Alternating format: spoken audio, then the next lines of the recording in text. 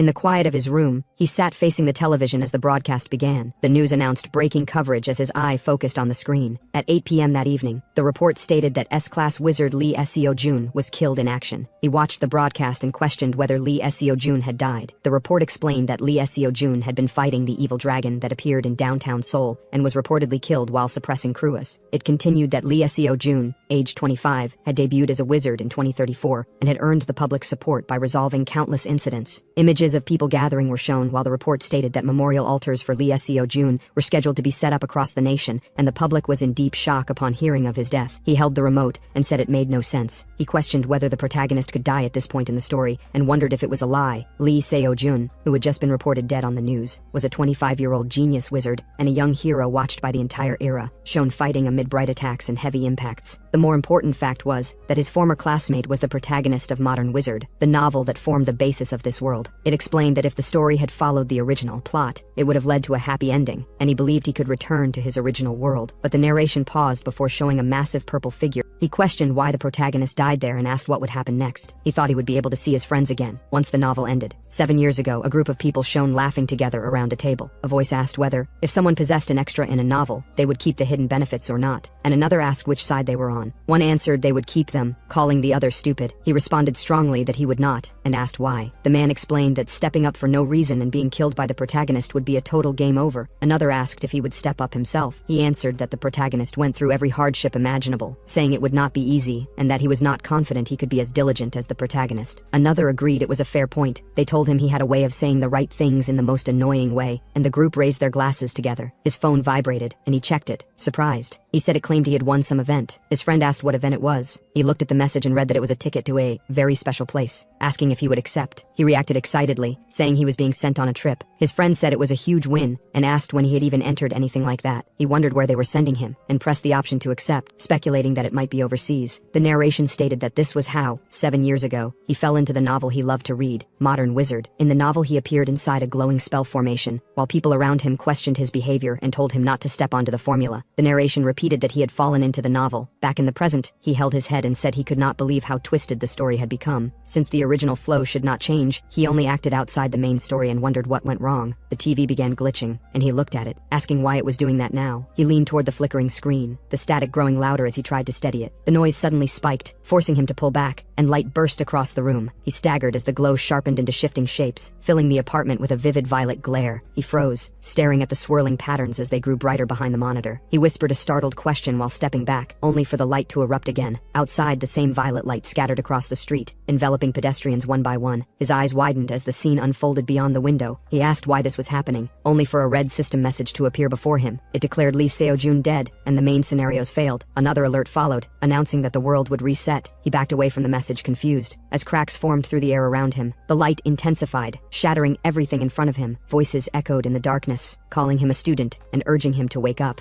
Someone shouted the word again, louder. He flinched as he opened his eyes to find a man calling him continuously. The man demanded to know why he wasn't getting off from the bus, reminding him they were already at the academy. He sat frozen as the bus driver stared at him, asking again if he planned to get off. The driver reminded him they had reached the academy long ago. He blinked, murmured an apology, and hurriedly stood up. As he stepped into the aisle, a thought struck him. He wondered if the driver had really called him a student. He recalled being in his room moments earlier, unsure why he had woken up on a bus. The collapse of the world still lingered in his mind, leaving him questioning whether it had been a dream. He stepped onto the ground, puzzled by the familiar scenery beneath his feet. Shielding his eyes from the bright sunlight, he looked around. The place felt unmistakably familiar. Before him stood the academy he once graduated from. A banner declared the year 2032. The number felt wrong to him. He stared down at his uniform and tie, disbelief rising. He checked his wrist and froze. His younger body stared back at him. Shocked, he whispered that he had gone back 7 years. A speaker welcomed everyone to the Korea Magic Academy. The announcement continued, stating that the entrance and opening ceremonies would begin soon. Students were asked to take their seats. He stood among the students and noted that everything matched the way it had been 7 years ago. He concluded that at this rate, he had no choice but to accept it. He acknowledged that he had returned to the past. His younger self appeared in his thoughts before he questioned why Lee Seo-jun had died. He scratched his head while wondering about it. According to to the original work, there had been absolutely no reason for Lee Seo-jun to die. Images of Lee Seo-jun struggling appeared in his mind. Cruis going on a rampage had matched the original flow, and Lee Seo-jun had succeeded in suppressing him after a desperate battle. He reasoned that this meant there had to be another cause behind Lee Seo-jun's death. He admitted he did not know and sank into his seat. Around him, students filled the hall. As he walked through the aisle, he wondered what would happen if Lee Seo-jun also died in this life. He pictured the purple-lit world and questioned whether he would go back to the past again or face the end of the world. He did not know the answer, but he recognized one clear point. Lee Seo-jun must not die. He narrowed his eyes and decided he needed to take action in this life, even if it was only to return to his original world. He clenched his fist and resolved that he had to prevent Lee Seo-jun's death. He decided he must see the novel's ending no matter what. To do that, he walked and sat beside Batty while greeting her with a casual hi. She glanced at him while he told himself it would be best to get close to the key characters. He identified her as Ra, second year, rank 2, one of the people he needed to approach. She looked at him and asked if he knew her. She added that he was acting like they knew each other when they had barely met. He kept smiling as she questioned him. She asked why he was staring and if he had something to say. He answered no. She told him to look away, saying it was uncomfortable. He swallowed quietly and thought that this would not be easy. Inside the hall, students filled the seats. A voice asked the grade representatives to come up to the podium. Footsteps echoed as they walked toward the stage. The crowd murmured as 3 students stood on the platform. Someone commented that the aura was impressive and said he had learned directly from Chairman Kim Jin-cheol. Another added that his talent must be in a league of its own. A name tag identified him, second year rank 1, Lee Seo-jun. Our main protagonist Kim Seon-woo thought that Lee Seo-jun was famous even though he was still a student. The reason behind that is Modern Wizard was a protagonist-centered novel where the main character handled everything alone. Attention shifted as the freshman top student appeared, and students murmured that she was very pretty. Kim Seon-woo noted that even her smile was probably calculated, since her goal was directing. Another student stepped forward, and the crowd whispered that he had been rank 1 for all 3 years. Kim Seon-woo thought that he didn't look amazing. He didn't know much about that person. He recalled that the senior had very little presence in the original work. The announcement declared the start of the student oath. The representatives raised their hands, beginning with the words that they swear. He glanced toward Ra, only for his hand to heat up. A surge of heat spread from her direction, and he commented that it was hot. He wondered if he should use this moment to score some points and called it pity. She looked back and asked what he meant by calling it a pity. Ra confronts Kim Sun-woo and asks what he thinks he knows, demanding whether he has ever seen others use magic. He admits he has not. When she questions why he is speaking nonsense, he says he can tell just by looking. She reacts in confusion, and he states that he has good intuition, leaving her stunned. She asks if he is kidding, but he answers no. As she grows more agitated, he wonders if his approach is not working and decides to try something else. He tells her she has been worried about her career path lately. She silently wonders how he knows. Reading the name on his uniform, she says Kim Sun-woo. Ra says she remembered his name and tells him not to speak to her from now on. He becomes uneasy, thinking the situation went wrong, then concludes he failed from the start. The Magic Academy's new semester begins with a placement test on the first day to determine rank, essentially an initiation ceremony to reveal oneself before the entire school. In class, a student worries about the placement test, while another says at least he has some skill and claims he is doomed. Sun-woo observes them and thinks they are cute kids. He states that his goal is to enter the top 10 of the second year. He remembers receiving multiple offers for promotion to B class in his previous life and considers these students nothing challenging. Kim Sun-woo thinks that performing at an average level against these students would hurt his pride and decides to show the skills of a professional. Ra watches him and wonders what is going on with him. A student unleashes powerful ice magic, surrounding themselves with sharp, frozen energy and then charging forward while shouting. The attack strikes the training dummies and shatters them. Students watching comment on the skill displayed, saying he is really good and that they would believe he belonged in the upper ranks of the second year. Another remarks that his face and skills are both impressive. The instructor announces the second year's turn. As names are called, Ra steps forward and conjures blazing fire magic. She launches herself forward and strikes the target with a powerful impact, creating a fiery explosion. Students react in shock, questioning if she is really their age and saying her abilities look professional. Sun-woo says that if Lee Seo-jun did not exist, Ra would be considered legendary. Lee Seo-jun prepares for his turn. He charges forward with a swirling blade and attacks the training dummies. The impact sends them flying as the student continues striking until all targets fall. He stands amid the scattered remains. The watching students react with surprise, and Ra glances toward him, unimpressed. Sun-woo thinks that Ra is good too, but notes that Lee Seo-jun earlier was practically an active pro mage. Ra has always had first place taken by someone like Lee Seo-jun, so she must be frustrated. Kim Sun-woo's name is then called. He acknowledges that it is finally his turn. From the spectator area, a teacher asks who Kim Sun-woo is, saying he handled first years last year. Another teacher explains that Kim Sun-woo is in his class, that he does not have much presence. class, and that he might not remember him. They mention that last year's records show talent in enhancement magic. Another teacher questions this since he appears empty-handed. A comment follows that he must have switched to manifestation, with the note that some students do that sometimes. Sunwoo begins forming magical energy. Someone observes that he is making what he likes his specialty, rather than what he is good at. Another person says he seems more ordinary than expected, and the reply agrees. A teacher suddenly reacts, recognizing something about him, as Sunwoo continues forming a swirling magical manifestation in his hand. Teacher wonders if Kim Sunwoo just used compressed materialization. The explanation follows that manifestation magic's first stage is materialization. The advanced technique of compressing materialized mana to control the next stage, emission, is called compressed materialization, and that it is normally used only by veteran mages. Ra and another student react in shock. The thought arises, questioning how a second-year student can use that technique. Sunwoo continues, channeling the magic and releasing it upward. The force surges into a column that smashes through the training dummies. The students watching are stunned. One lets out a small sound, then mutters poof. Laughter spreads through the crowd as some speculate he ran out of mana and claim he cannot perform a mission. They say materialization is pointless if he cannot follow through with it. Kim Sunwoo thinks he is in trouble. Then he begins receiving notifications that surprise him, and he stares at the results in confusion, questioning, why is it opening now? Later, he sits in his room, looking at the window. He sighs and wonders why the window opened at that moment, noting that in his previous life it opened around the same time when he was in his room. Kim Sunwoo wonders why things are different now, and recalls the moment from earlier when he was at academy and performing his skills. He sees the notifications appearing in front of him, and reacts in confusion. Messages state that outsider benefits have been unlocked, new authority has been granted, and the system has been activated. More notifications appear. The main scenario has begun. An achievement called Life. Round 2 has been completed with a reward of 3,000 points. Another achievement, Talent of the Jester, has been completed, and he's received additional points. More messages say that 232 people now remember his face, and students nearby tell him to leave. Another reward of 1,000 points is given, followed by the notice that Lee Seo-jun has taken an interest in him, adding another 1,000 points. A message then states that 4 major characters have noticed him, giving him 3,000 more points. Sunwoo sits and realizes he earned 10,000 points in a short time. He thinks about using them and notes that the outsider benefits had to open. He brings up the outsider benefits interface. A description says it is a privilege only he, as someone possessed by this world, can use. The achievement system activates, showing various information windows. He reads that points can be earned by accumulating achievements, and that the fame system also gives points as he becomes more well-known. The notifications list the points he has received. He then focuses on the point shop, which he considers the best part of the outsider benefits. It allows him to use points to buy traits, skills, or items. Kim Sunwoo thinks it is great to have points but feels that no matter what, the talent of the jester is harsh. He recalls that he had forgotten he still lacked mana at that time. He notes that this is the first time he has received so much attention in both his past and current life, and that he earned points from it, though he is still not convinced about the talent of the jester. He wonders how strong his current ability is, and tells the system to check the ability window. A window displays his information. Name, Kim Sunwoo. Points, 10,000. Health, 42. Mana, 21. Strength, 34. Speed, 20. Agility, 32. Dexterity, 28. He reacts in shock, wondering how much he invested in his stats before, and realizing they have reset. He questions when he will be able to raise them again, then stops and realizes he can redistribute stats in this life. He recalls that this world has 4 types of magic: enhancement, manifestation, support, and summoning. Enhancement strengthens weapons or the body. Manifestation materializes and projects spells. Summoning and support focus on summoning magic and support magic, respectively. He chooses manifestation as his specialty, thinking that if he is going to use magic, it should at least look cool. Since he is a manifestation type, he decides to prioritize the mana stat. A notification appears stating that 350 people now remember his face, giving him 1,000 points. Kim Sunwoo notices that many more people recognized him in a short time. He realizes that one jester act increased his points this much. He considers it a good situation, then decides it is a fantastic situation. Another notification appears. 400 people now remember his face, giving him 2,000 points. He wonders how more people know him than the entire school, and then quickly checks his phone. He opens a page titled Forest of the Great Sage, and selects Korean Magic Academy. A post shows a video of his placement test with many comments reacting to it. He notes that he did not expect his test video to become so popular. He finds it embarrassing but appreciates the points, and hopes more will come in. As he watches the notifications increase, he focuses fully, and thinks that with this, he has achieved full attention. He believes that with this attention, he can earn a lot, and buy what he wants. The next day, students whisper as he enters. They identify him as the person from yesterday's video. He walks through the hallway while listening to their reactions. He thinks they should keep talking, and looks at the view count of the uploaded test video, seeing that it was worth pulling aggro all night. A post title reads Crazy S to Rank Magician Scandal. Comments discuss the video, questioning whether students at the academy are really that bad.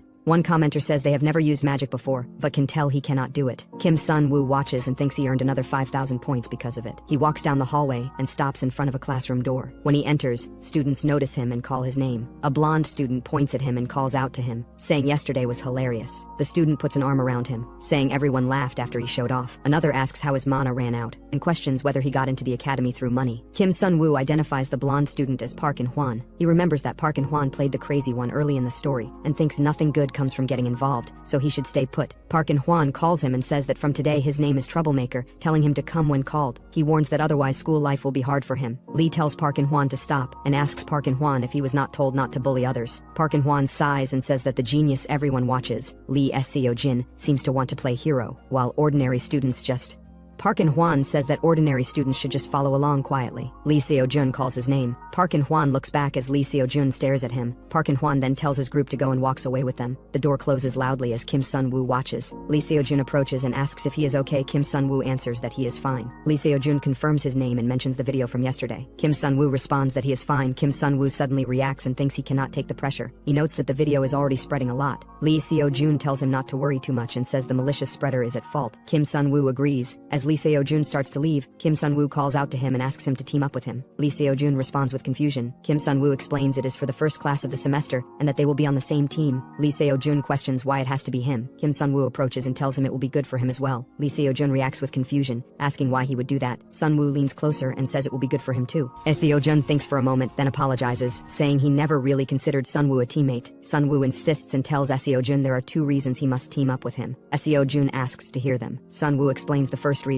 He is ranked dead last in the entire second year. Seo-jun questions whether that even counts as a reason. Sun-woo reminds him that joint tests have handicap scores. If the top ranker teams with the last place, their combined score becomes higher. Seo-jun acknowledges that it makes sense, but thinks the risk is still too high. Sun-woo moves to the second reason. He says Yuara has already picked 2 low-ranking students for her team. Seo-jun reacts with surprise. Sun-woo continues, explaining that Yuara specializes in AoE magic, so she will be fine even with 2 deadweights slowing her down. Lee Seo-jun considers the explanation and acknowledges that it is true. Kim Sun-woo raises 3 fingers and says the third reason. Lee Seo-jun reminds him that he previously said there were only 2 reasons. Kim Sun-woo states that the third reason is himself, adding that he is actually skilled for someone in last place. Lee Seo-jun laughs and tells him he is hilarious. He agrees to team up but adds one condition. Kim Sun-woo reacts with confusion. Lee Seo-jun states that he will choose the rest of the team members and asks if Kim Sun-woo minds. A message appears stating that the character Lee Seo-jun is deeply intrigued, followed by another message noting that Kim Sun-woo has acquired 2,000 points as a reward. Kim Sun-woo accepts the condition and says it sounds good. Later in class, the instructor explains that the origin of magic traces back to the 14th century and that the system once consisted of only 2 types. The instructor adds that the old 2-system structure eventually collapsed. She asks the class for the reason. Kim Sun-woo raises his hand. The instructor calls on him. Kim Sun-woo answers that it was Hui Jium, the first reinforcement type mage who appeared in the 18th century. The instructor confirms that the answer is correct and praises his work. The instructor continues explaining that the appearance of Hui Jium shocked medieval mages who supported manifestation-type magic.